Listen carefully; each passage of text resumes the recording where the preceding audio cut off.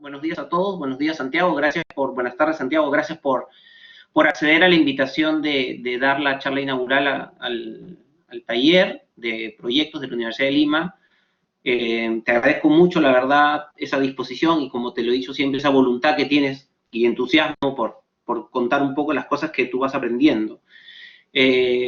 Vamos a comenzar la charla, te voy a hacer la presentación. Santiago de Molina es arquitecto por la ETSAM y doctor arquitecto por la Universidad Politécnica de Madrid. Tiene una tesis galardonada con el Premio Extraordinario de la Universidad Politécnica de Madrid. Ha colaborado desde el 2002 al 2007 con el estudio con Rafael Moneo. Es profesor titular de proyectos en la Universidad San Pablo CEU de Madrid y profesor no permanente en la UAH. Ha sido profesor conferenciante invitado en varias universidades y países y ha dirigido el workshop de la 19ª Bienal de Arquitectura en Chile en el año 2004. Su obra como arquitecto ha recibido diferentes premios en concursos nacionales e internacionales y ha sido seleccionado para la Bienal Española de Arquitectura y Urbanismo 2013.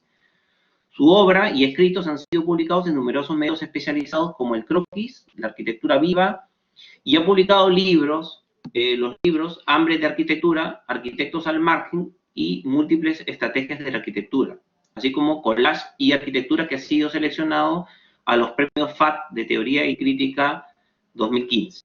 Es codirector de la revista Constelaciones y dirige de manera constante y persistente y permanente el blog Múltiples Estrategias de Arquitectura. Así que, nada, recibimos a Santiago con un cariño de siempre de esa casa y nada, Santiago, la cátedra es tuya para que puedas contarnos. Bueno,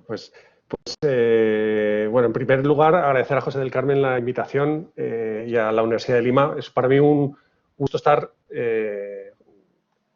José tiene una personalidad muy especial y una capacidad de entusiasmo contagiante. O sea, ¿cómo decirle que no a alguien que uno conoce desde hace un tiempo y además siente cercano en la manera en que aborda la arquitectura? O sea, que para mí es un placer, José, estar con vosotros. Para mí es también un placer estar con todos vosotros. Reconozco que lo que voy a contar son pequeños pensamientos que seguramente interesen mucho más a los estudiantes y a ellos dirigido, a todos vosotros, que a los profesores. Los profesores vais a decir, bueno, pero esto ya no sabemos nosotros todo. O sea que espero que me lo perdonéis, profesores, pero esto va, o lo que vaya a decir, va directamente a los estudiantes. El título es un poco misterioso. Dice, lo que enseñan las esquinas, lo que ocultan los rincones. Una historia de los encuentros de la arquitectura. Claro, esto está fuera del discurso del mainstream de la actualidad, ¿no? O sea, no voy a hablar ni de ecología política, ni de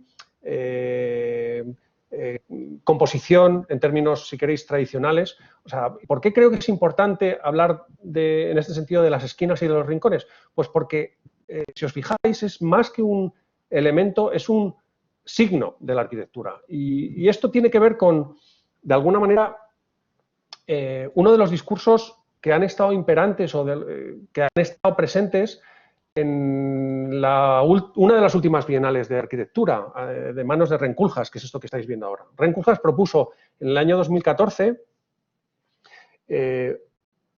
una salida a la crisis en la que estaba la profesión a través de el repensar una serie de elementos de la arquitectura.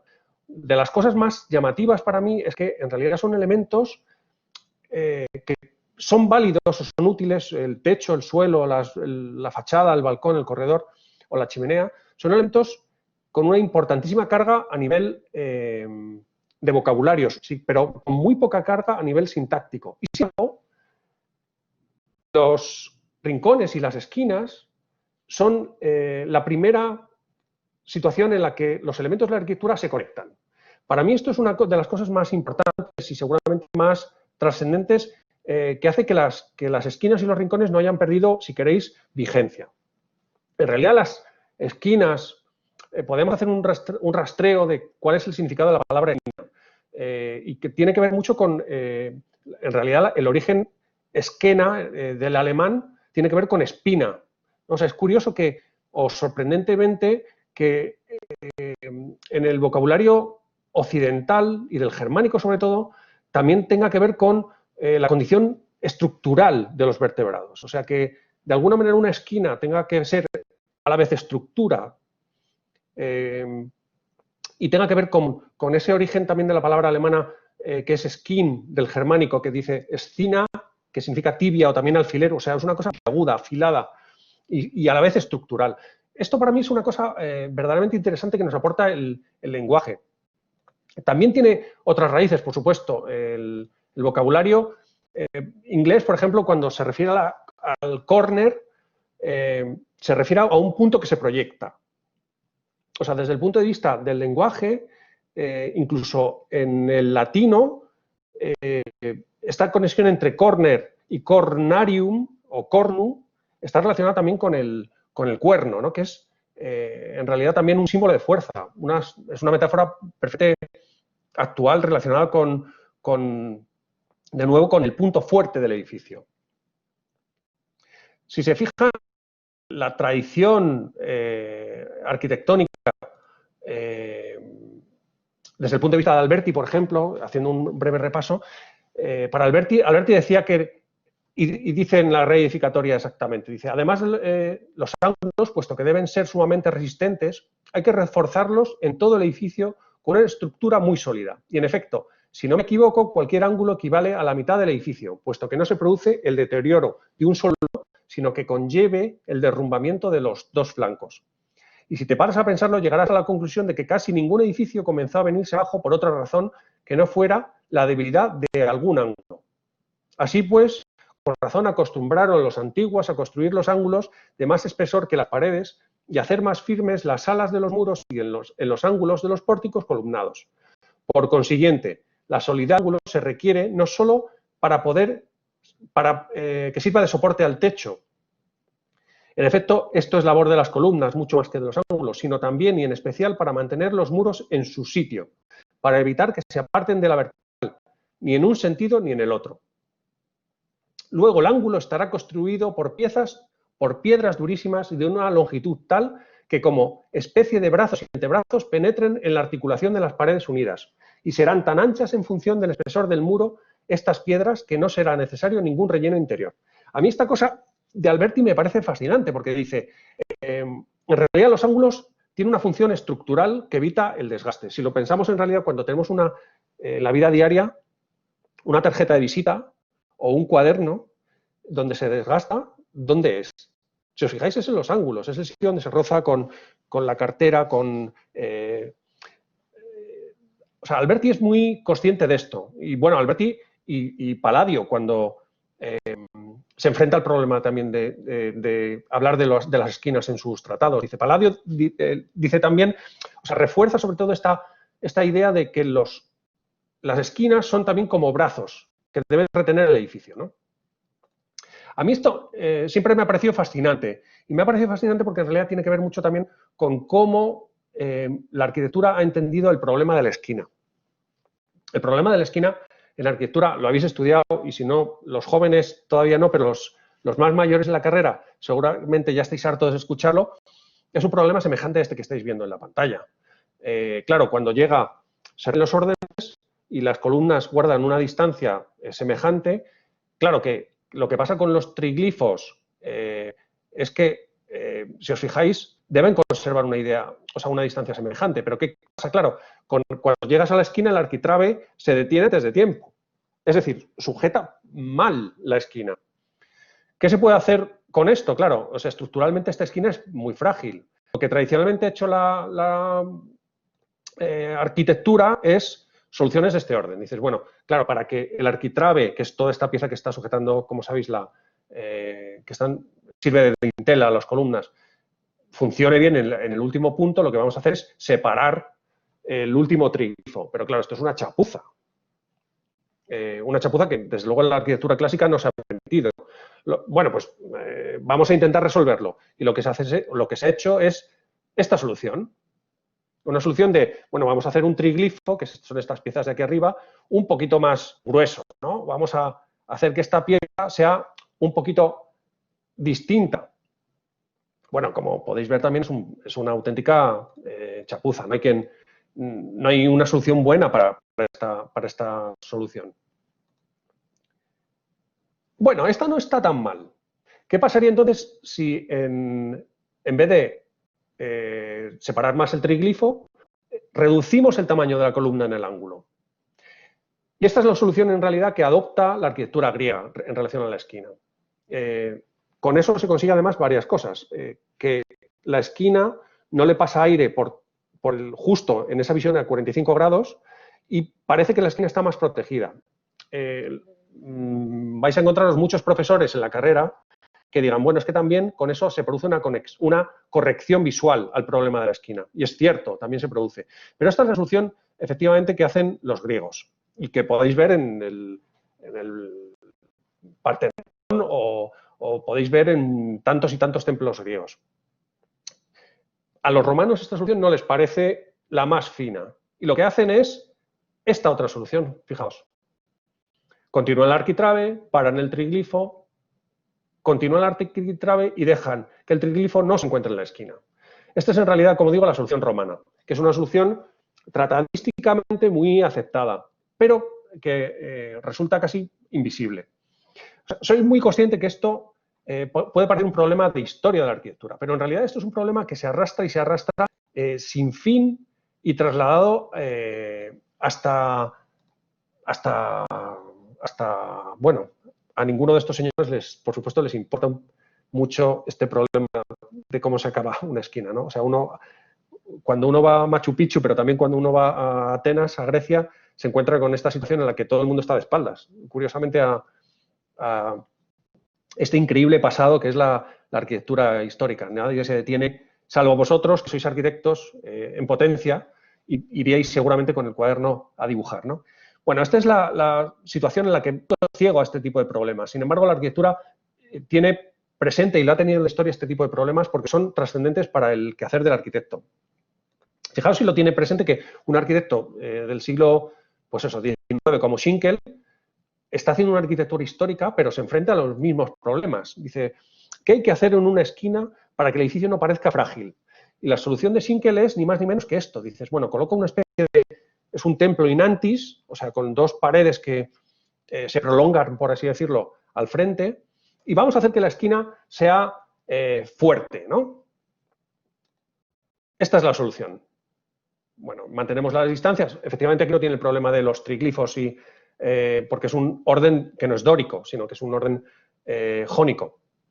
Bueno, pues lo que hacemos es colocar una pilastra. Bueno, es una solución, pero es una solución, si os fijáis, que es satisfactoria desde el punto de vista de cómo se resuelve la esquina, porque está generando un auténtico mazacote para solidificar un punto en el que en realidad los griegos incluso conseguían que tuviera cierta ligereza, ¿no? O sea, una solución griega ha sido algo parecido a este fotomontaje, ¿no?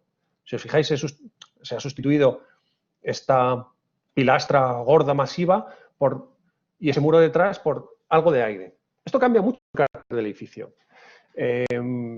Y tiene mucho que ver con esta otra solución. ¿Qué pasaría, por ejemplo? ¿Lo veis? Ahí está muy bien señalado.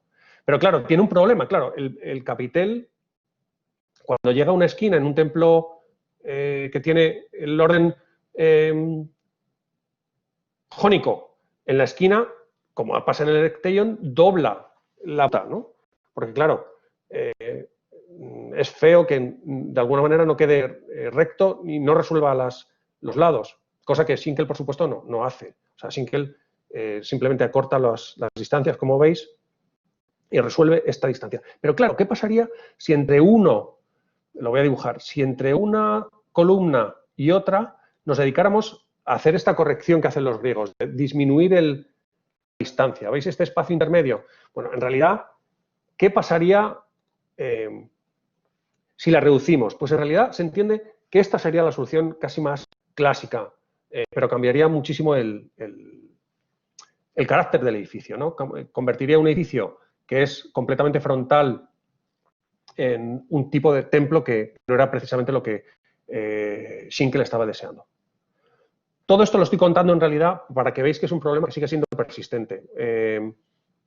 Por eso, gracias a esto precisamente somos capaces de entender cuál es el problema, la problemática que tiene la arquitectura moderna cuando se enfrenta al problema de la esquina. Wright es un personaje como a medio camino entre el clasicismo, si queréis, y el movimiento moderno seguramente es el último arquitecto del siglo XIX, el primer arquitecto del siglo XX, en términos, si queréis,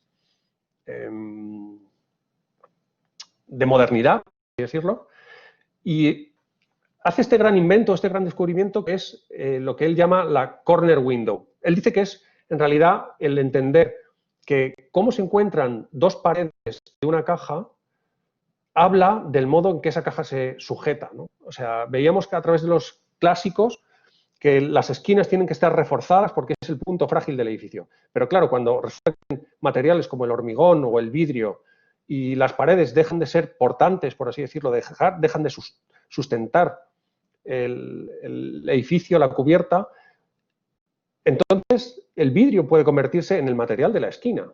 Y esto es lo que nos dice con la Casa de la Cascada y con tantas otras obras y su corner window, Frank Lloyd Wright. Cosa que, por supuesto, aprendió el otro gran arquitecto moderno, que es Mies van der Rohe. Claro, cuando el movimiento moderno empieza a hacer una arquitectura que esas paredes en realidad son de plementería, es decir, no sustentan el edificio. Claro, ¿cuál es el problema cuando se llega a la esquina? Pues la esquina tiene que de alguna manera contar que el edificio no se sostiene gracias al ladrillo, sino que se sostiene gracias a una estructura metálica que está en el interior y que es en realidad la que va a organizar incluso los componentes materiales de la obra. Si os fijáis en esta siguiente, esta es en realidad la realidad constructiva del edificio. Pues es un edificio que es de hormigón y acero, pero claro, la plementería está hecha, pues eso, de ladrillo. A este detalle, porque Mies dedicó cientos de dibujos, y esta es una de las grandes cuestiones del movimiento moderno, que es muy difícil entender lo que es la modernidad sin entender el cariño con que la propia modernidad abordó el problema de la esquina. El problema de la esquina, para mí, es un problema de quién manda sobre qué, cuál es el plano que se adelanta o cuál es el material sobre el que se apoya. Claro, para mí esta cosa, si os fijáis, de aquí abajo es muy importante. O sea, esto está lleno de perfiles, recortes y demás. Pero este material es muy importante, claro, porque si fuera de hormigón estaría diciendo que en realidad es un material tan duro y que no enseña. Claro, la solución de Mies es preocupante. Dice, claro, lo que quiero colocar es ladrillo. El ladrillo es más blando que el acero y más blando que el hormigón. Pero es útil para decir que en realidad toda esta esquina de metal, en realidad no es el soporte del edificio. O sea, se convierte, si os fijáis, hace cientos de estos dibujos, de cuál pasa, cuál no pasa, cómo es la estructura, cuál es el perfil que cubre, cómo se recoge, además de la propia modulación del propio ladrillo. Bueno, esto se ve perfectamente bien cuando uno se enfrenta, y es exactamente el mismo problema cuando uno ve la torre Seagram suya. Una torre, aparentemente, que es un rascacielos y que poco tiene que ver con el problema griego que veis al principio, ¿no? Y sin embargo, si os fijáis, es exactamente el mismo problema al que se enfrenta Mies van der Rohe. Es el problema de cómo llegan dos fachadas, se ve todavía mejor en esta que es una imagen nocturna. Y si os fijáis, en realidad es que se ve mucho la vertical de la esquina. Los griegos, la arquitectura siempre tiene un problema en la esquina, compositivo. Es un problema compositivo y constructivo. Sobre esta esquina del edificio Seagram se ha hecho muchísimo. O sea, a final de los años 70, bueno, cuando se levantó el edificio, no os podéis imaginar en la escandalera que se montó, porque claro, Mies van der Rohe era como el adalid de la sinceridad constructiva, ¿no? O sea, hay que contar lo que las cosas son. Y sin embargo, aquí fijaos qué mentiroso es Mies van der Rohe. Digo mentiroso con todos los respetos, claro, es un maestro. Dice, bueno, construye con una estructura que es ni más ni menos que una estructura metálica. Pero claro, los bomberos o por incendios le obligan a recubrirla de hormigón. Y sobre esa estructura de hormigón acaba colocando unos pilarines o unos perfiles de bronce. Claro, la crítica dijo, pero ¿cómo es posible que usted, señor Mies van der Rohe, nos quiera engañar con estos perfiles diciendo que son estructurales, cuando en realidad todos sabemos que el edificio se sostiene o se apoya en estos perfiles metálicos que encima están recubiertos por hormigón? Claro, en realidad Mies hace de este problema de la esquina un problema sustancial a su arquitectura. Bueno, yo diría que incluso más, porque si veis, Estas son las esquinas de los edificios de Mies en América. Cuando Mies llega a América, convierte el problema de la esquina, de resolver el problema de los encuentros, casi en el centro de su vocabulario. Es muy importante, claro, porque hacer que a una esquina llegue la modulación de la fachada, de una fachada, y que deje espacio libre, se convierte en casi algo más incluso que un propio problema de sintaxis. Es casi, se convierte en la firma de propio Mies van der Rohe. O sea, una esquina o la esquina, más que el pilar del pabellón de Barcelona, que es se convierte como el primer gesto del arquitecto. Cómo resolver específicamente esta marca, ¿no? Es un logo. Si se fijan, es un logo. O sea, la esquina de Mies, y se concentra casi todo en un detalle que acaba siendo 2 centímetros. Y sobre 2 centímetros construye toda su obra, en realidad. Siempre es el detalle del edificio. A través de la esquina de un edificio es capaz de leerse casi toda la obra o el esfuerzo de Mies, que consigue, en realidad, resolver maravillosamente bien en 2 proyectos, que son esta, que es la casa de 50 por 50 pies, que fíjense que la esquina desaparece, ya no necesita esquina. Bueno, sí, necesita lo que siempre necesitó Mies. Al final necesitas perfiles en la arista, pero ya por lo menos no concentra la estructura en la esquina. O en el Convention Hall, que consigue que gracias a la estructura las esquinas estén liberadas.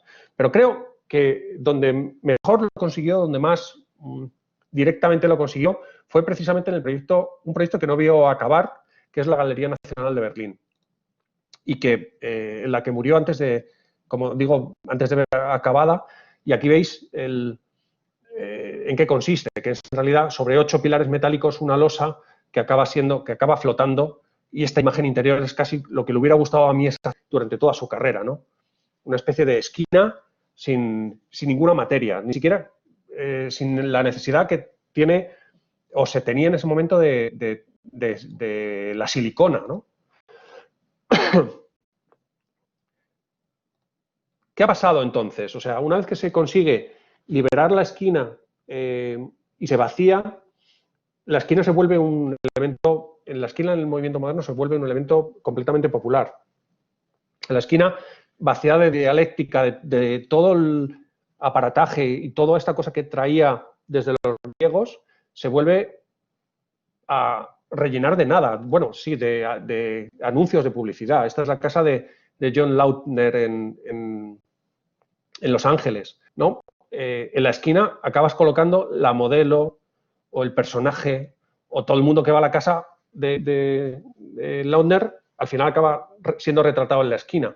La esquina se convierte en una especie de lugar sin nada.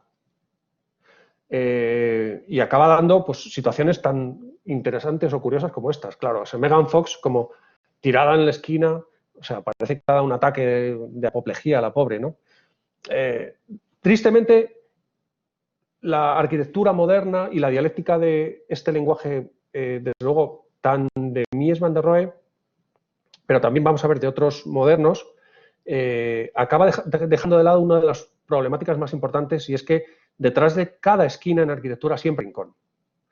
Y este es uno de los grandes temas que han sido dejados de lado en la modernidad, pero que me gustaría que hoy entre todos pensáramos, sobre todo porque ahora mismo estamos en una situación en la que casi todos nosotros estamos viendo las esquinas desde dentro. O sea, vitalmente, este virus nos está colocando a todos en una situación de mirar el mundo y nuestras casas desde un modo completamente distinto a como los hemos visto desde, y sobre todo como estudiantes de arquitectura, ¿no? O sea, nos hemos concentrado mucho en la forma exterior del edificio y muy poco en esos rincones interiores, por así decirlo. También hay un discurso en torno a este lenguaje tradicionalista, y es un discurso en cierta manera tradicionalista el que hemos hecho, o por lo menos histórico, ligado a lo que sucede en las esquinas. Peter Eisenman escribió hace tiempo que en realidad también es un problema lingüístico. Dice, después de Derrida no se puede hacer esquinas en arquitectura, porque es que ni siquiera la palabra esquina ha significado lo mismo. Pero, ¿y los rincones? O sea, ¿podemos hacer una reconstrucción de los rincones casi en los mismos términos históricos que hemos hecho con las esquinas? Yo me pregunto si lo admite, y en realidad la arquitectura lo admite de peor grado. O sea, en realidad los rincones, la historia de la lectura desde los rincones es mucho más torpe. O por lo menos, fijaos lo que pasa con Bramante en el patio de Santa María del Apache, en Roma. Lo que le pasa a la voluta del orden jónico en la esquinita, porque claro, cuando se encuentran, da un poco de pena, ¿no? O sea, es como ver asomar este choricín parece que la esquina está como acogiendo como un ser vivo que está como recluido, ¿no? Tiene algo esto de polluelo o de organismo vivo. Pero la esquina tiene un significado completamente distinto y es desde el momento en que en su espacio interior sirve para acoger a algo, incluso los propios órdenes arquitectónicos. En la planta superior del propio claustro de Santa María del Apache, de Tarovillí, hace este es un dibujo del mismo patio, coloca un monje sentado en la esquina. Yo creo que es una buena pista de lo que significan los rincones en relación a las esquinas. El problema, desde luego, desde el punto de vista de la construcción o sintáctico, es este mismo que hacía Wright con sus manos en la imagen que hemos visto antes, ¿no? Claro, en el Palacio Medici y Riccardi, fijaos, la problemática es que este de aquí lo voy a dibujar. Fijaos el problemón que tiene en la esquina. Claro, si haces llegar una columna a la esquina, fijaos en qué mala posición quedan los arcos. Quedan verdaderamente mordidos, ¿no? Quedan muy frágiles. Esta solución del Palacio Farnese, otro tanto de lo mismo. Se duplican la esquina y se vuelve una cosa masiva y torpe. En el Palacio Ducal de Urbino, fijaos la solución, acaban de meter tanta masa en la esquina, acaban situando dos perfiles mordidos uno con otro, o en el Palacio de Milano que dejas una solución parecida a esta. O sea, parece que los arquitectos buenos, porque todos estos son arquitectos extraordinarios, se vuelven un poco torpes en las esquinas. Hasta Miguel Ángel, fijaos lo que le pasa en la biblioteca laurenciana, en la escalera de la biblioteca laurenciana, parece que en la esquina se condensa toda la materia. O sea, es muy difícil, se ve mejor en la siguiente diapositiva. O sea, esto es una falta de ortografía monumental, entre comillas, y que me perdone Miguel Ángel, ¿no? Lo que quiero decir con esto es que parece que en las esquinas, frente a los rincones son capaces de absorber una temperatura completamente distinta que las esquinas. De alguna manera los rincones son grandes condensadores de energía. Hemos visto que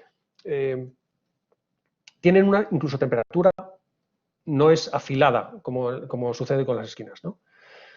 Mies van der Rohe, en realidad, que siempre hace esquinas cuando se tiene que enfrentar a los rincones, a los espacios interiores, a ese pliegue de paneles, no tiene más remedio que hacer estas dos situaciones. Fijaos, o separar el pilar estructural donde se encuentra la materia o hacer una especie de gran espacio intermedio, que para nada es muy satisfactorio desde el punto de vista ni del movimiento moderno ni de nadie que se precie llamarse arquitecto fino. Los rincones tienen una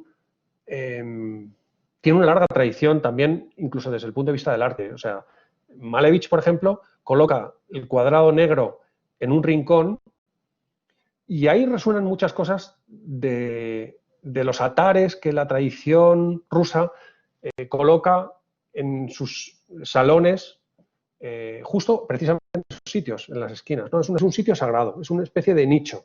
Las esquinas interiores, los rincones, son sitios donde se recibe o se colocan las imágenes venerables para el arte. ¿Qué les voy a contar de esto? En los rincones son los sitios donde se muestra la habilidad del artesano doblando la materia, porque en realidad la materia se dobla. No sucede igual con las esquinas. Con las esquinas uno entiende, sobre todo con las esquinas modernas, uno entiende que está formada por elementos ligeros. Sin embargo, en el rincón, la materia es la que nos abraza, nos envuelve. Los rincones sirven para hablar de la continuidad de los paramentos. O sea, doblamos los rincones en el interior y, por tanto, entendemos que las paredes nos conforman un paisaje, y lo vamos a ver más adelante. por supuesto, insisto, para el movimiento moderno esto los rincones está completamente hueco. O sea, cuando Le Corbusier hace el estudio de Saint-Fant, fijaos lo que hace con el rincón. Lo llena de luz en techo, paredes, suelo.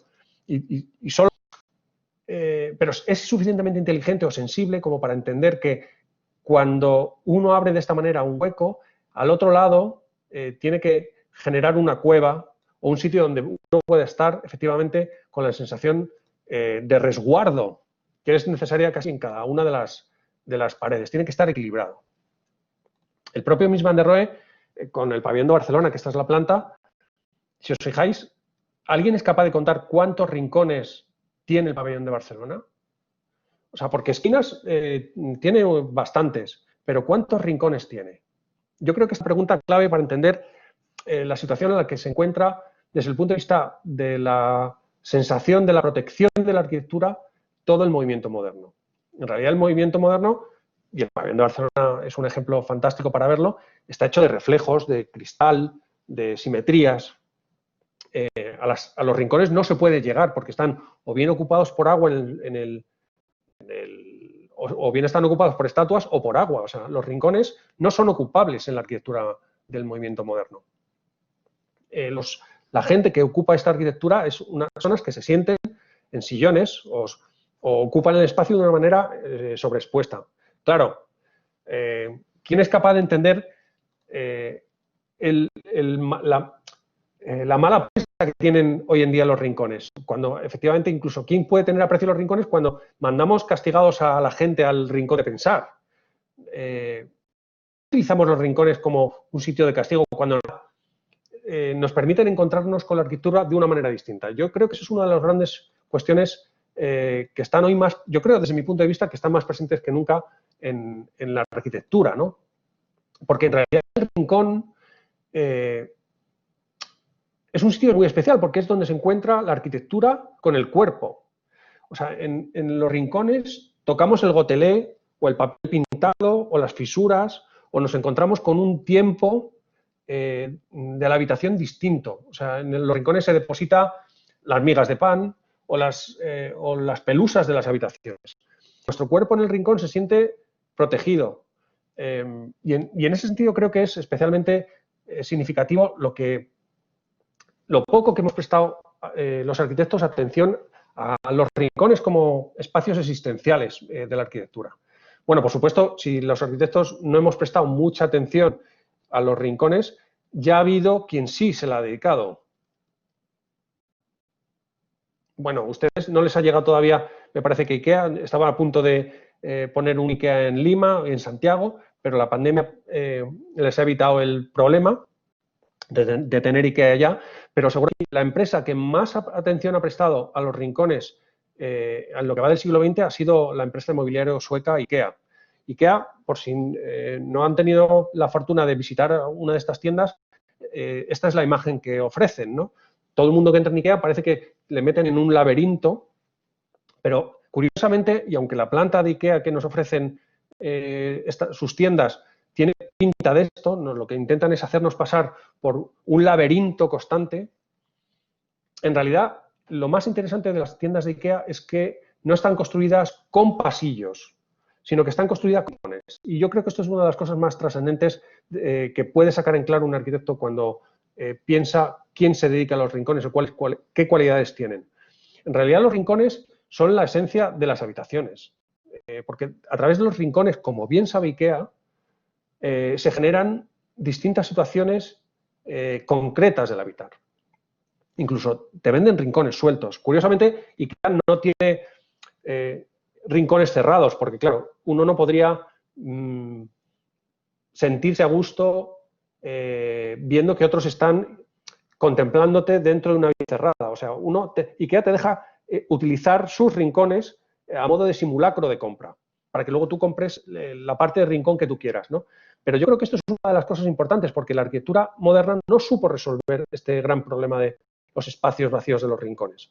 La arquitectura moderna ofrecía estos espacios maravillosos, pero donde era muy difícil, en realidad, sentirse protegido o a salvo. Claro, y esto pasa en la arquitectura doméstica pero sobre todo pasa en los espacios públicos. ¿Qué pasa, por ejemplo, con este problema que tiene Arne Jacobsen en un vestíbulo de un hotel? En un vestíbulo de un hotel donde, en una planta libre, en una planta completamente en la que de repente ya no hay muros, ya no hay esquinas, ya no hay sitios de resguardo, porque la planta y la estructura te permite tener completamente abierto el espacio, donde se pone uno a salvo, por así decirlo, para esperar a alguien, o para leer el periódico, para... pues lo que hizo Jacobsen, ni más ni menos, es con esta sensibilidad tan propia de alguien que no ha abandonado el mundo de las sensaciones de la arquitectura en realidad, se tiene que inventar esto, resolver un rincón parcial. Y lo que es conocida como la silla huevo. Y es un rincón portátil, en realidad. Es una silla que envuelve al habitante, lo protege, casi como un cascarón de huevo, y que es capaz de... el diseño es fascinante porque se apoya en una silla previa de Saarinen, que en principio hace de un color más bien frío y que acaba convirtiendo en un color más cálido, como vamos a ver luego en alguna diapositiva después, pero que sirve perfectamente para generar rincones de espera y grupos de espacios en este gran vestíbulo que era el Hotel SAS de Copenhague. O sea, en realidad, con esta silla, Arne Jacobsen, una silla que se vende y que tiene mucho éxito, pero que es muy difícil de mover, pesa muchísimo. Es en realidad un rincón real, casi, ¿no? Un rincón incompleto porque te protege de la visión con esas orejeras que se doblan, ¿no? Te protege de la visión del que llega, pero a la vez es capaz de configurar espacios, ¿no? Acabó, por supuesto, este no es Jacobsen, sino un anuncio de publicidad, ya con un color más cálido, más rinconero, por así decirlo, capaz de transmitir aún más calidez a la propia condición de la silla huevo. En los rincones se producen unas situaciones también muy curiosas desde el punto de vista existencial. Gastón Bachelard, que seguramente es de los maestros que han dicho más de este habitar primordial, dice que cada rincón de la casa, cada rincón de una habitación, cada pequeño espacio donde nos gusta agacharnos sobre nosotros mismos, es para la imaginación una soledad. Es decir, el germen de una habitación, el germen de una casa. Por eso es tan importante el tema de los rincones, porque es muy difícil generar una casa sin entender que su material principal, el germen, seguramente está no tanto en la chimenea, sino en entender que un rincón es capaz de acoger un hombre. Bueno, cuando Irving Penn hace hace una serie de retratos fantásticos de personajes famosos, aquí Gropius, antes Duchamp, de personajes famosos arrinconados entre dos paredes. En realidad el rincón sirve de marco para estos personajes. Y también se produce un efecto muy curioso, y es que de repente alguien muy grande, desde el punto de vista intelectual o desde el punto de vista público, metido en un rincón, se vuelve más pequeño. Y esto no es solo metafórico. O sea, en los rincones las cosas se reducen de tamaño. Y esto lo ha dejado por escrito Miguel Milá con la chimenea DAF. Dice, bueno, él lo dice literalmente en un libro suyo de memorias que ha sacado hace muy poco. Dices, es que descubrí que con la chimenea DAF, si estaba en mitad de una habitación, era mucho más grande que si estaba en una esquina. O sea, en un rincón la habitación cambiaba literalmente de tamaño, era más pequeña. O sea, los rincones de alguna manera jibarizan los objetos y las personas que se colocan ahí, además de construir un paisaje propio, tanto de texturas como de olores y de materiales, ¿no? Todo esto en realidad se puede resumir a través de la siguiente imagen, que es esta, ¿no? Se trata de una obra de Alberto Giacometti de 1927, casi a la vez que estaba la Ville Savoye siendo construida, que se llama Mujer Cuchara. Podríamos hacer una lectura de los rincones desde el punto de vista de género, ¿no? O sea, los rincones ligados a lo femenino, a la mujer cuchara, que como muestra la imagen de Giacometti, y las esquinas ligadas a lo masculino, por así decirlo, ¿no? Pero me gustaría entender esto como una vuelta de tuerca, en realidad, que trasciende el género y nos permite, como seres humanos, entender nuestra propia condición de portadores de rincones En realidad los rincones van con nosotros. O sea, somos grandes, llevamos mochilas de rincones. Y es muy fácil verlo en nuestra vida diaria. No solo, ahora mismo siento al otro lado del rincón que forma la pantalla del ordenador y este teclado que tengo delante, siento que hay cosas detrás de este rincón. Cosas que en realidad son otros ordenadores que detrás de ellos hay otras personas. Esto es una situación verdaderamente apasionante, ¿no? Somos ahora mismo portadores de rincones en un mundo lleno de rincones portátiles, ¿no? Y esta es una imagen, yo creo que esta previa de la mujer cuchara, bastante significativa de ese anhelo de rincones a los que estamos llamando estos de hoy, ¿no? Fijaos, la soledad de los cuadros de Hopper, la soledad de alguien que no tiene un rincón. Y sin embargo, qué diferente respecto a esta otra imagen, ¿no? Este cuadro no transmite la misma soledad que el anterior y también es del mismo autor.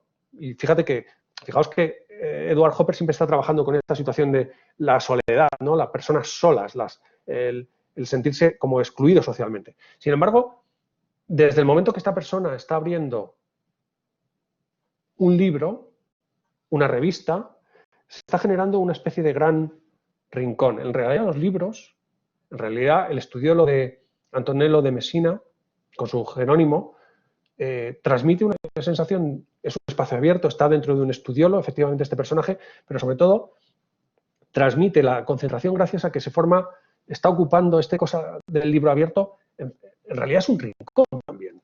Un rincón como aparece cuando uno está leyendo un periódico. Son rincones.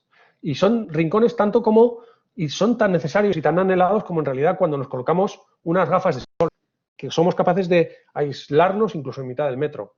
O cuando este anhelo se muestra a través de la pantalla en cualquier transporte público, ¿no? O sea, creo que con todo lo que estoy diciendo es que en realidad si la modernidad ha dejado de lado el reverso de las esquinas, de alguna manera hay generaciones que están llamadas a rehabilitar esas partes internas que son los rincones.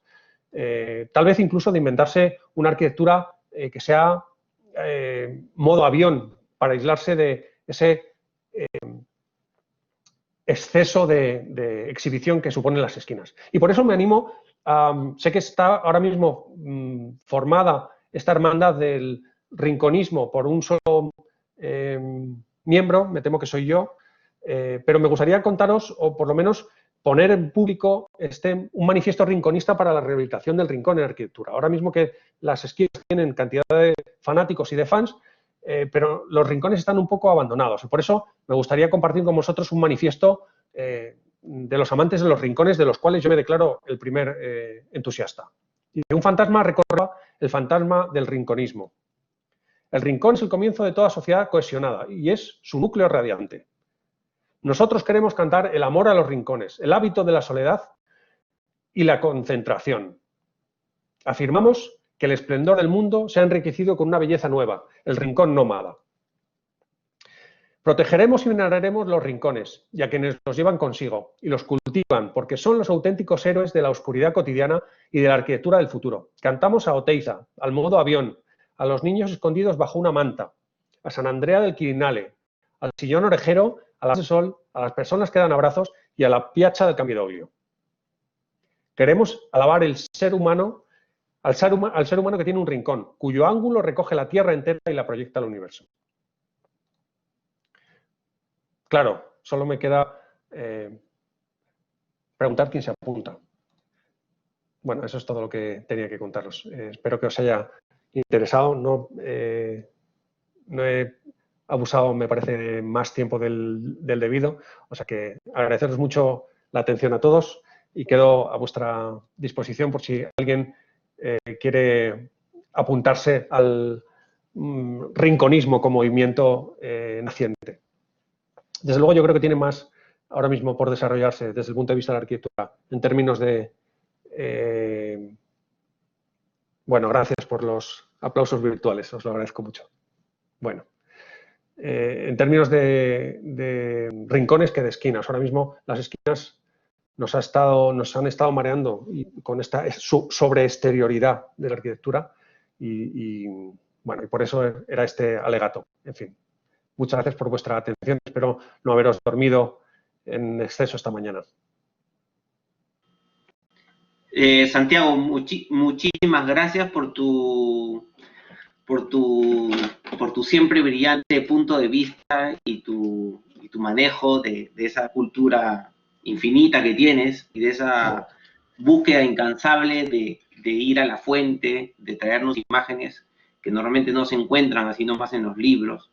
Creo que es importantísimo el mensaje que nos dejas y nos das de la cultura que tiene que tener, o por lo menos procurarse un profesional que quiera ser digno de ser un arquitecto, ¿no? Yo creo que la arquitectura hoy en día está un poco, solamente se están mirando caleidoscópicamente unos lados y se está perdiendo de vista esos grandes lados, esos grandes lugares de donde hay que volver a mirar y hay que volver a beber de esos manantiales, ¿no? Que creo que son los que nos van a dar por lo menos ese apoyo, nos va a dar ese fundamento, ¿no? Para poder entenderla y luego para poder generarla, ¿no? Y creo que es muy importante ese mensaje que nos has dado. No sabría cómo agradecerte, pero en principio estamos muy contentos de haberte tenido hoy inaugurando el ciclo académico del taller. Y bueno, no sé si está Enrique, si está... Sí, escribió un mensaje cariñoso ahora mismo. Enrique, acaba de decir, muy interesante la conferencia. Muchas gracias, Santiago, por este interesante punto de vista. Enrique, un placer estar con vosotros. De verdad que es un gusto compartir afinidades incluso a miles de kilómetros de distancia. Yo creo que es un privilegio estar con arquitectos jóvenes que se están formando y saber que en realidad no nos medimos con nuestros compañeros y que nos medimos con gentes que ha trabajado 4.000 años antes que nosotros. O sea, es una profesión más amplia que nuestra propia rincón, ¿no? Eso sí que es así. O sea, de nuestro rincón debemos ser conscientes que hay 4.000 años de rincones previos, digo rincones, esquinas o de disciplina de arquitectura previa. Yo creo que eso es una responsabilidad, ¿no? Sí, totalmente, Santiago, de acuerdo, totalmente. No sé si hay alguien que quiera hacerle alguna pregunta a Santiago, algún estudiante que quiera comentarle algo, que quiera preguntarle alguna cosa, que tenga alguna duda, cualquiera, algún docente, Sí, Ariana, te pongo de... Hola, sí, Ariana. ¿me escuchas? Sí, Ariana, ¿Se escucha? Hola, una pregunta, y creo que va a ser una pregunta un poco tonta, pero es que no entendí muy bien cuál era la diferencia entre una esquina y un rincón. Pues la esquina es exterior. Mira, Ariana, es una cosa sencilla. La verdad que puede haber contribuido yo a la confusión en el momento que ha habido parte de la conferencia que he estado llamando a los espacios interiores también esquinas. Y es fruto de que, en realidad, la esquina es una situación exterior, el castellano la reconoce como tal, y el rincón es una situación interior de la propia esquina, ¿no? O sea, cuando uno está dentro de una esquina, está en un rincón; cuando está fuera, lo percibe ese espacio como una esquina. Los ingleses lo llaman corner de manera indiferente, tanto lo interior como lo exterior. En castellano, en español, no usamos la diferenciación entre esquina y rincón. Yo creo que eso no es ninguna pregunta tonta, es fruto seguramente del malentendido que he producido yo mismo, ¿no? No sé si te he contestado. No, gracias a ti. Karina. Hola, yo quería preguntarte dentro de esa investigación dos preguntas. ¿En qué momento te convertiste? Porque has hecho un manifiesto y bueno, es algo en lo que crees, ¿no? Y es algo en lo que yo creo que muchas de las cosas que haces se enfocan dentro de esta filosofía o dentro de este amor a ver la arquitectura desde esa perspectiva, ¿no? Desde una mirada del detalle, ¿no? De la esquina, del rincón. Y quería preguntarte en qué momento nació ese interés, si fue a raíz de una investigación, puede haber sido una investigación, pero no sé si ese interés profundo nació al inicio de una investigación o después posteriormente cuando te diste cuenta de ciertas cosas. Esa es mi primera pregunta. Y la segunda pregunta si has puesto muchos ejemplos importantes, de arquitectos importantes, pero quería preguntarte si de repente habías estudiado también, no sé, de repente la obra de Lina Bo Bardi, que también tiene esquinas y rincones muy, muy interesantes, o de repente arquitectura también hecha por mujeres del movimiento moderno, o alguna otra referencia de ese tipo. Bueno, lo primero, agradecerte muchísimo, Karina, las dos preguntas.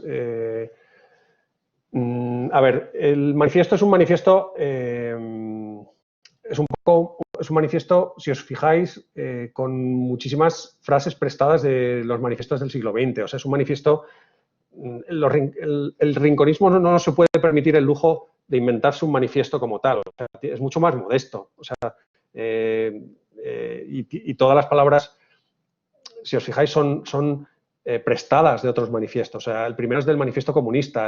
Hay un par de ellas que las frases están literalmente sacadas del manifiesto futurista. O sea, quiero decir, el rinconismo da para lo que da. Quiero decir, es un movimiento moderno, pero muy modesto.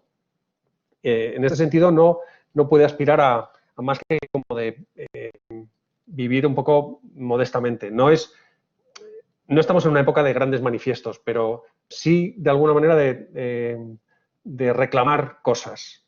Yo creo que para la arquitectura esto es importante. O sea, seguramente el tiempo de los manifiestos se ha pasado, pero no el de reivindicar la capacidad que tiene nuestra disciplina de un lugar que ofrezca consuelo a los habitantes, más que resguardo. O sea, ahora mismo, no sé, yo creo que lo estamos viviendo medio mundo. O sea, estamos teniendo un reencuentro con nuestras viviendas de un orden completamente distinto debido a la pandemia, ni más ni menos, en la que estamos mucho más forzados a estar dentro de nuestras casas y nuestra relación con las propias está siendo puesta a prueba. ¿Cuántas de nuestras casas ahora mismo y de sus rincones son insoportables y no nos habíamos dado cuenta hasta ahora? O son maravillosas, porque de repente hemos visto que cómo entra cierta luz del amanecer o del atardecer cuando antes no hemos pasado tantas horas dentro de ellas. Creo que esto es pertinente a la hora de hablar de por qué hablar de los rincones ahora.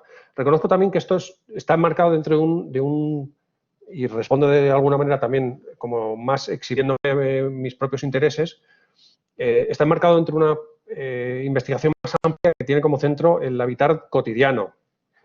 Ahora mismo creo que es un tema bien interesante el que está sucediendo con nuestra relación con la casa en términos no de los grandes gestos de la arquitectura, sino en términos de lo nada extraordinario de la arquitectura. Y con esto me refiero a situaciones como qué sucede con una habitación. O sea, tenemos que la base de las casas o la base de la arquitectura son la forma, los grandes discursos históricos, ¿no?, que han dado pie a obras de arquitectura de las cuales uno seguramente no está muy orgulloso cuando se contempla con distancia y vemos lo efímero de contenido y lo vacío de contenido que han sido, ¿no? Sin embargo, desde el punto de vista de la habitación, desde el punto de vista de los rincones, desde el punto de vista de la recuperación del sentido, de los filtros que puede ofrecer una casa, de lo que es una puerta y un umbral. O sea, si queréis es un sentido, o si quieres es un sentido más cercano a lo sensitivo, a lo fenomenológico, lo que me está interesando ahora mismo más y por eso es lo que me ha llevado a hablar de los rincones, pero podríamos haber hablado también de las puertas en una orientación muy parecida a lo que hemos estado hablando, o de las paredes, o del propio sentido que tiene una habitación, ¿no?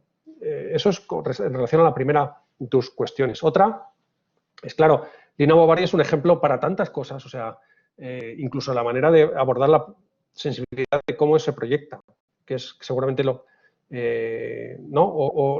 propia casa. O sea, una casa llena de dos mitades, una súper exhibicionista, por así decirlo, súper abierta en términos de material, de cristales, y luego, por otro lado, su parte oscura, cueva, utilizando un patio ligado a los muros y a esta pastilla trasera, ¿no? Su propia casa es un ejemplo de esta convivencia de lo abierto, lo puramente abierto y la casa de viviente. Y su propia intimidad, ¿no? Esa habilidad de Lina Bo Bardi de hacer convivir los dos mundos para mí resulta extremadamente atractiva y actual, ¿no? No sé si de alguna manera te he contestado, pero no, al revés, gracias a ti. Gracias por las dos preguntas, porque son muy pertinentes, además, especialmente hoy. O sea, que creo que la figura de Lina Bobardi tiene tanto que enseñar. A ver, Karina, leí a Perec, claro. Especies de espacios es un libro que uno tiene que hacerse con él, y esto ya es una recomendación para todos los estudiantes. Especies de espacios, un libro maravilloso que habla de esta situación. Karina, perdón. Sí, justo eso te quería preguntar, porque si hablas de cómo de alguna manera estás desmenuzando la arquitectura y después la vuelves a reconstruir, creo que un autor súper valioso para los alumnos también es George Perec, porque no solamente, bueno, tampoco solo reconstruye y no es arquitecto, sino, ¿no? Entonces lo ve desde la mirada, desde el ser humano, y lo ve de una manera menos, digamos, técnica que nosotros de repente, lo ve de una manera más del habitar, como tú dices, y no solamente ve la forma, sino también ve la calle y cómo te aproximas y la ventana, ¿no? Entonces creo que también es un poco ligado a lo que tú estás hablando, es una bonita lectura también para los alumnos, ¿no? No, los alumnos yo creo que pueden aprender mucho más que hasta ahora de leer espacios de especies de espacios. Un libro fantástico. Y luego La vida e instrucciones. Tiene tantos libros bonitos Perec, ligado a esta situación de especies de espacios, efectivamente. Ligados a esta vida desmenuzada y cercana a lo cotidiano. Yo creo que eso es un aprendizaje fantástico. Es una buena aportación, Karina. Muchas gracias. Muchas gracias, Santiago. No sé si alguien tuviese alguna pregunta, no queremos abusar del tiempo de Santiago, pero si alguien tuviese alguna pregunta, alguna cosa que quiera añadirle o preguntarle, siéntase libre, por favor. Sí, Eddie, adelante. Santiago, ¿cómo estás? Extraordinaria la charla, de verdad estuvo súper buena. Yo en realidad tengo una duda, ¿no? Porque empiezas hablando de las esquinas y los rincones desde una perspectiva evidentemente constructiva, y de alguna manera terminas pues en una cosa más de uso cotidiano, ¿verdad? ¿Qué va a pasar a futuro con el rincón? Porque la manera en que está evolucionando la arquitectura, ¿no? Evidentemente la técnica constructiva cambia, entonces por lo mismo también cambiará de alguna forma el rincón. Entonces, no sé si tienes alguna idea de qué se avisora para esto. No, se me da fatal las profecías, Eddie. Yo te agradezco mucho la pregunta, pero cada vez que intento hacer una profecía, al final fallo siempre, o sea que es mejor que ni lo intente. Lo que puedo es, desde el punto de vista casi del arquitecto, que uno lleva dentro, es pensar qué pasa si no prestamos atención a los rincones. Eso sí que sé las consecuencias que tiene. O sea, hay mucha arquitectura que no ha prestado mucha atención a los encuentros desde el punto de vista constructivo o desde el punto de vista compositivo, desde el punto de vista, si quieres, de la forma. Y muy poco a lo que sucedía de cara al interior. O sea, y eso es denota una condición barroca, desde luego, de la arquitectura, o sea, porque ha desconectado casi ya para siempre la reconfiguración del muro. De repente, entre lo que pasa fuera y lo que pasa dentro, hay una cosa intermedia que puede ya no rellenar de masa negra, como hacían los arquitectos del barroco, pero sí rellenar de capas y capas de materiales aislantes, constructivos, pladur, O sea, creo que eso es... sin embargo, no sé si la arquitectura se puede perder eso o no. Eso es el asunto. Claro, cuanto más entender que la arquitectura tiene que resolver problemas concretos, yo creo que más fácil va a ser adivinar qué va a pasar con el futuro. O sea, ese es Siento no contestar. Eddie, me temo que no te he contestado muy certeramente. No sé qué va a pasar, sinceramente. No sé qué va a pasar. Pero, bueno, lo que sí tengo claro es que está en manos de todos vuestros alumnos lo que vaya a pasar. Gracias, Santiago. No era mi intención ponerte en aprietos ni nada. Simplemente me quedaba no, el aprieto ninguno, nadie. En realidad, nadie sinceramente y honestamente te va a poder decir qué va a pasar. Lo que sí que tengo claro es que ahora mismo, mira, por ejemplo, en el mundo hay una corriente muy fuerte que está hablando de la situación de la arquitectura entendida como en su dimensión política. Hay una corriente muy fuerte que está desarrollando sus energías hacia nuevos paradigmas materiales y de las computadoras, organizando la arquitectura tanto funcionalmente como incluso materialmente, como soluciones sí que formales. O sea, hay ahora mismo como puntos de ebullición del interés de todo el mundo de la arquitectura que están bulliendo muy lejos de la política o de las formas, las computadoras, y desde el punto de vista, si quieres, incluso de los programas urbanos ligados a una arquitectura más o menos efímera. El programa de lo táctil es otro de los programas que ahora mismo están vigentes en el mundo, ¿no? O están siendo más resonantes.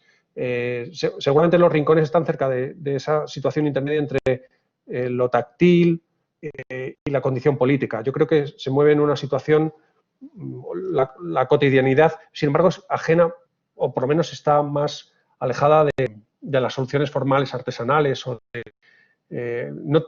Para mí me gustaría verlo sin un proyecto que no tiene ahora mismo una forma concreta con la que identificarlo, toda esta situación o esta sensibilidad, más bien, ¿no? Vanessa. Hola, Santiago, buenos días. Yo quería seguir un poquito en línea con lo que estabas conversando con Eddie sobre cómo es que este rincón puede ser un generador, un dador de experiencias, ¿no? Y me pongo a pensar sobre todo en los usuarios, las personas que tienen alguna discapacidad visual, que ellos siempre hacen el rastreo, tocan las superficies para poder guiarse, ¿no? Entonces, de pronto, ¿cómo es que la arquitectura hasta hoy, de alguna manera también como que los ha hecho un lado de tener ese tipo de experiencias con el rincón? Porque, claro, la guía llega hasta cierto punto y de ahí sucede otra cosa, se ignora el rincón, entonces cambias de dirección, ¿no? ¿Cómo es que de pronto, de repente uno podría encontrarse en esta ruta con algo inesperado, con alguna experiencia distinta, nueva también, haciendo uso del rincón, ¿no? O sea, podría ser como un espacio también potencial, ¿no? De nuevos encuentros, nuevas experiencias, no sé.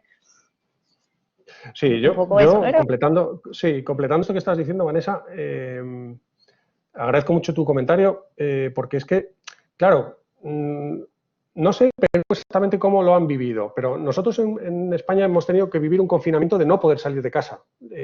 Supongo que allí ha sido todo el mundo igual, pero cuando uno está obligado a convertir su casa en una cápsula espacial, de repente, por lo menos nosotros nos hemos tenido que ver forzados a ver la casa con unos ojos diferentes. Supongo que esto le ha pasado al navegante cuando está metido mucho tiempo dentro de su barco, o al astronauta, o a experiencias como, bueno, mucho más conocidas desde el punto de vista de la literatura. En el siglo XVIII hubo un personaje que se pasó, Josep de Maistre, se pasó 40 y tantos días metido en su casa por un arresto domiciliario y dedicó esos 42 días a escribir un diario de viaje dentro de su habitación. Claro, o sea, cuando uno ve su habitación como si fuera un paisaje, al hilo de lo que estás diciendo tú, de despertar nuevas sensibilidades hacia lo que uno tiene cerca, visuales, táctiles, pero también olfativas, o sea, cómo uno se relaciona con la casa como un paisaje, ¿no? O sea, de repente los muros se vuelven más anchos, ¿no? Yo creo que eso es una de las cosas interesantes que pueda con la habitación. O sea, si uno se extraña de su propia casa, está en condiciones de entender lo que pasa afuera más fácilmente. Sí, totalmente de acuerdo. O sea, y entender el muro no como simplemente un elemento que delimita, ¿no? O sea, sino un elemento que también te puede hacer descubrir, no sé, nuevas sensaciones, cambiar un poco la percepción que tienes del espacio, etcétera, ¿no? Sí, gracias. No, al revés, gracias. Bueno, José, no sé si... Sí, no, ya para agradecerte finalmente, para cerrar la sesión, te agradezco muchísimo. Yo la verdad es que no aportaría nada más a todo lo que has dicho y a las participaciones e intervenciones que hemos tenido, tanto de los estudiantes como de los docentes. Creo que ya está súper bien. Creo que tenemos un montón ahora de información que procesar y creo que está bastante bien. Creo que, como te repito, el mensaje que nos has dado es un mensaje siempre de querer aprender más, querer saber, querer investigar, y creo que un poco la academia nos da, pues, de alguna manera, nos autoriza, nos da ese espacio, ahora virtual, para poder compartir e intercambiar experiencias. Te agradezco muchísimo, de verdad, te agradezco muchísimo que hayas estado con nosotros, que nos hayas transmitido todo lo que sabes, toda tu sabiduría. No, y bueno, esperemos que haya otra oportunidad en otro momento de poder compartir un espacio. Y nada, gracias, Santiago. Te agradezco muchísimo. Gracias a todos vosotros. Muchas gracias por vuestra amabilidad, vuestras preguntas y vuestra atención. José, siempre un placer coincidir contigo. Os deseo una marcha del curso buenísima, productiva, llena de aprendizajes y de cosas buenas, y me gustará saber de vuestro futuro. Bueno, nos veremos pronto.